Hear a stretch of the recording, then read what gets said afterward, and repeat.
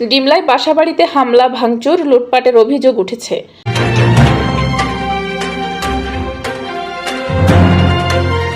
দর্শক, স্বাগত জানাচ্ছি বিবিআর নিউজে। সাথে আছি আমি তাসনিম জারা। শুনছিলেন সংবাদ শিরোনাম।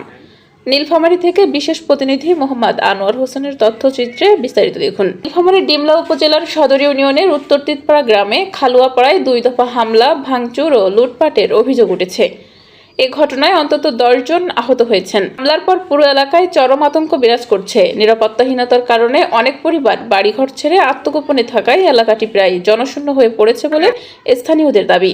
স্থানীয় বাসিন্দা ও প্রত্যক্ষদর্শীদের অভিযোগ, গত শনিবার 27শে জুন সকাল 9টা থেকে দুপুর 12টা পর্যন্ত এবং একই দিন দিবাগত রাত 3টার দিকে প্রায় 1 ঘণ্টা ব্যাপী 2 দফায় শতাধিক সশস্ত্র ব্যক্তি উত্তর তিতপাড়া গ্রামে হামলা চালায়। এ সময় তারা অন্তত 4টি বসতবাড়িতে ভাঙচুর ও লুটপাট চালায়। ডিমলা থানার ভারপ্রাপ্ত কর্মকর্তা তদন্ত দিবাকর অধিকারীর ঘটনার সত্যতা নিশ্চিত করে বলেন, খবর পেয়ে এসআই পরিতোষ মহন্তকে ঘটনাস্থলে পাঠানো হয়েছে।